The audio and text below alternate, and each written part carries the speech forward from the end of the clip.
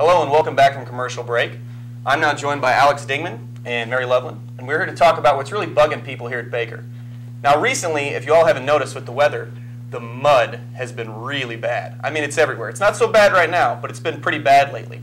We're going to talk a little bit. Alex, tell me a little about this mud and what's the deal with it?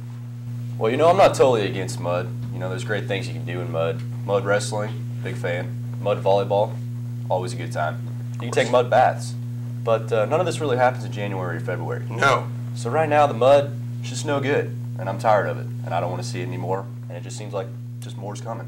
I agree. Now, the real question is, what's causing the mud? The construction. Mary, tell me a little about the construction and why is it such a problem here at Baker? It's just in the way. I mean, everyone's trying to get around to classes, and it's just taking up all this space, and you have to find other ways around. I mean, I know they've got huge ditches everywhere, and they're building a new sidewalk now, and that's just a lot of the reason for the mud. You talk about the sidewalks, but there's been some sidewalk work going on downtown. Alex, you know, you and I have to go home that way. Tell us a little about the downtown sidewalk and how it's affecting us. Oh, most definitely. It's real upsetting. I'm trying to drive down 8th Street, and I got to weave through caterpillars. There's a guy with jackhammers trying to take me out, and, you know, it's just getting to the point where I'm just fed up. And I try to eat Chinese food at Joy Garden. Love that place. But now I can't even sit down to a nice, quiet meal. I got to go in there with my iPod because people are out there working at all times of the day and just completing a whole freaking mess out there. I'm trekking in mud, and I just don't like to be that kind of person that, you know, disrespects somebody's establishment like that. So they really need to fix something. It's true. I'm in the same boat as Alex over here. Every time I walk outside, I'm stepping in mud, and there's construction everywhere. It's so noisy. But Mary, you have a little different perspective. You're on campus, and how's the construction here affecting parking and all that kind of stuff? You know, I park my car at my dorm, so I mean, I don't drive everywhere, but I know a lot of people who commute, and they say it's hard to find parking because they took out that entire parking lot out by the apartments, and then all the parking spaces in front of the new building that's being built are taken away. But I mean, for me, not so much because I don't really drive very far anyway, but...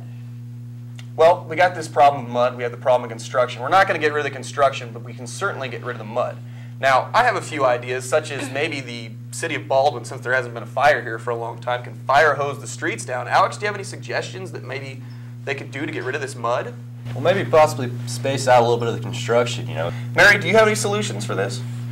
You know, just spraying down the streets is probably the best idea I can probably think of. Well, that's the mud, and that's what's bugging us here at Baker. Next, we're going to go to Dr. Miller and his participation with Black History Month. I'm standing right outside of Mabee Memorial Hall, getting ready to talk to Dr. Bob Miller, a man who stood up for civil rights. Let's go. I grew up in a small town, Ohio. We only had one black fellow in the whole town. But when I went to seminary in Ohio, at the Methodist Theological Seminary, my first year there, one of the organizers for the civil rights activity, March on Washington, came to visit us and urged us to go to D.C. So we filled a busload of folks, all-night run. I've done this several times from Ohio into D.C. because D.C. is a great place for demonstrations. There's democracies all over the place, you know. But we went on that march on Washington. Didn't realize then that Martin would give this speech. I have a dream that would be now, you know, a password for the whole rights movement and whatever's happening. It was a great day. 1968 was a hell of a time. You know, Martin was assassinated, and then Robert Kennedy was trying to get into the presidential thing, and he was assassinated.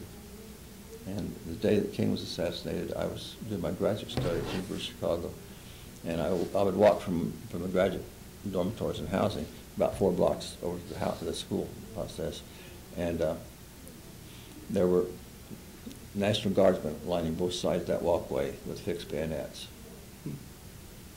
And, you know, that just kind of, you realize there's something really going. And the Blackstone Rangers on 63rd Street, just over the way from school, they were tearing up all the businesses that weren't black. I mean, they got really, really, really rampant about that. And they had people cataloging, you know, this is the Korean, this is another Chinese, or just somebody. They would go on. They just cleared them out with bombs, wiped them out. That was hectic. That was really hectic. And to be that close, you know, and you know, I don't have a lot of heroes in life. You have a lot of we don't really have many heroes now. No. Maybe Bradley for the Patriots, you know. but King was one of my heroes. You know. And I would stand by his purposes and efforts and everything that I can for the rest of my life. There's something going on there about that justice for all. And I really want to see myself as an international person now. I'm American, proud of American rights, but I'm more of an international person than American even, in terms of outreach to people from different backgrounds and ideas, and you know, because there's so much going on in the world now, the globalization process, good and bad, in that process, in terms of jobs and all. But it's just, there's a lot to keep going on.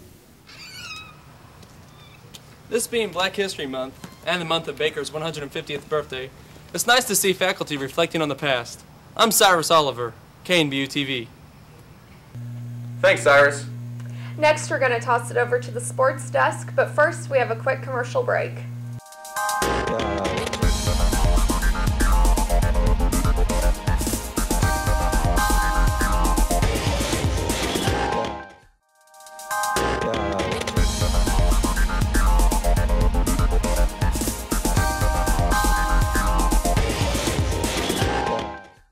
Welcome back to Orangeline. Let's move into some sports chat. The biggest news around Baker University right now is Coach Koch's departure to Simon Fraser University.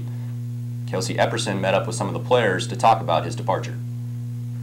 The men's soccer program will have many adjustments with the departure of Coach Koch. I found 3 soccer players, and here are their opinions on the situation. I think we were all shocked, to be fair, when we first found out about Coach leaving. None of us really expected it. Obviously we were disappointed because he's built such a great program over the past 2 years. But obviously from a professional standpoint, you've got to look at it's a better opportunity for him. He gets to go back to see his family. So in that respect, we can't really blame him for leaving, although we would be sad that he's going. Well, naturally I'm disappointed because he recruited me and I mainly came to Baker for him. But at the same time, it's his dream job, so you can't get too mad at him for leaving. And I can kind of understand his reasons for leaving. My reaction to Coach Koch leaving was that I was really surprised. I didn't know it was coming. Like, we went to have a meeting about the spring, and he just laid it on us right there. I'm pretty surprised because I was recruited by Coach Koch, which kind of puts a damper on things, like what I was going to do next year. But he's leaving for a better opportunity where he came from, and it's his dream job, so I understand why he left. We can all be down and we can look at it bad, but we can just turn it around and just try and take the positives and just all concentrate on working hard during the spring and then coach housing out and just hopefully having a successful season next year. At first we were all disappointed, but I mean, Nate Hauser's going to take over and I think he's going to do a really good job. So, I mean, we got a strong team. We're going to be good next year no matter what. It's just going to be different. I have no doubt in my mind that Nate can handle it. It's just we're just all going to have to come together as a team and work through it. Best of luck to Coach Koch, and good luck with the takeover to Coach Halbert. This has been Kelsey Epperson, KNBU TV.